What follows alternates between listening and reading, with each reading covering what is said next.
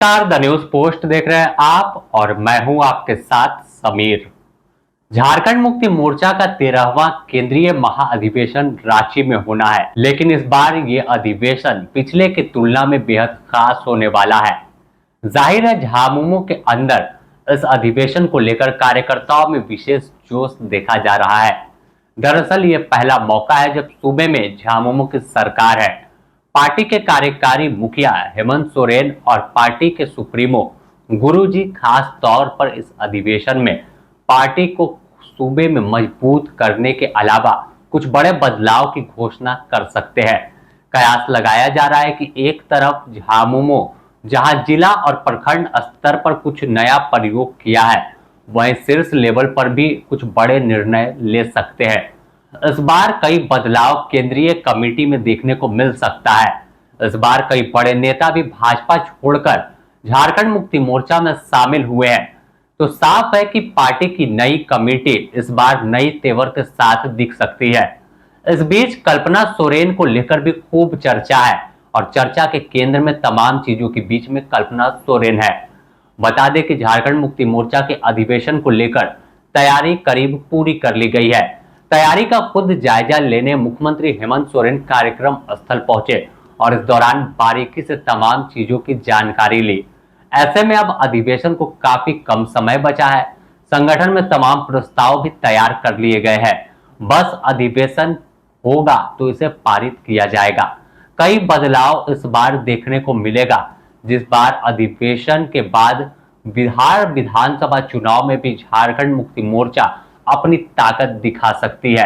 झारखंड मुक्ति मोर्चा लगातार अगर बात करें तो झारखंड मुक्ति मोर्चा के फायर ब्रांड नेता और विधायक कल्पना मुर्मू सोरेन में भी नेतृत्व जो है बिहार चुनाव का वो जा सकता है और कल्पना मुर्मू सोरेन की नेतृत्व क्षमता काफी बेहतर है, जिसकी तस्वीर तमाम लोगों ने लोकसभा और झारखंड में विधानसभा चुनाव के दौरान देखी है कि कैसे कल्पना सोरेन को सुनने भीड़ जुटती है।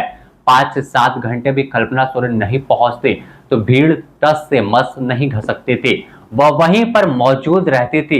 इंतजार उनके समर्थक करते हुए दिखाई देते थे, जिसका परिणाम भी चुनाव रिजल्ट में सबके सामने आया और लोग चौंक गए कि कैसे 5 आदिवासी लोकसभा सीटों पर इंडिया गठबंधन की जीत हुई तो विधानसभा चुनाव में पूरा परिणाम ही बदल दिया। इंडिया गठबंधन को प्रचंड जीत मिली। वैसे तो कई नेता मैदान में डटे थे, लेकिन कल्पना मुर्मू सोरेन को लोग अलग अलग अंदाज में देख रहे थे। कई लोगों ने तो कल्पना को झारखंड की इंदिरा भी नाम दे दिया था। अब जब अधिवेशन हो रहा है तो कल्पना मुर्मू सोरेन को बड़ी जिम्मेवारी सौंपी जा सकती है, जिसमें पार्टी और मजबूत हो। दूसरे राज्यों में चुनाव में कल्पना को पेश किया जाए, जहां इनका जलवा भी लोग देखे और सभी पार्टी के नेताओं को भी पता है कि कल्पना सोरेन का कद कितना बड़ा है। कल्पना मुर्मू सोरेन की सबसे बड़ी मजबूती अगर देखें तो इनकी भाषाओं की जानकार है।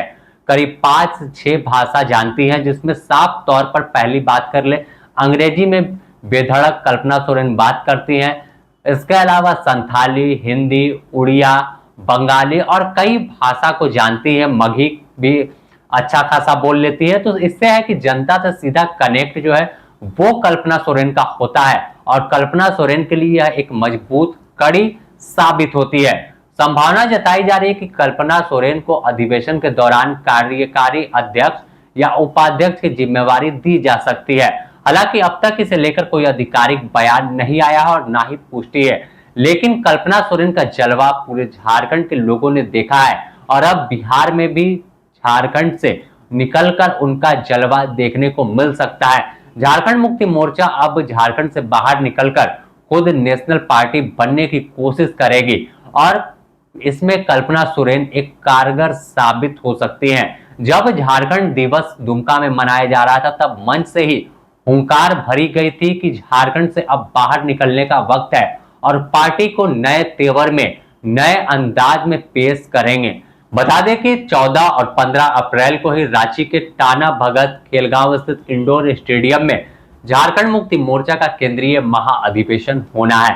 ऐसे में इस तमाम अधिवेशन में झारखंड, बंगाल, बिहार और उड़ीसा के भी कई नेता शामिल होने वाले हैं। यह पहला मौका होगा तो अपने आप में बेहद खास और इंतजार तमाम लोगों के साथ साथ हमें भी है कि आखिर क्या कुछ निकलकर सामने आता है। तो देखते रहें आप द न्यूज पोस्ट, इससे जुड़ी और भी अपडेट हम आपको देंगे। तब तक के लिए नमस्कार।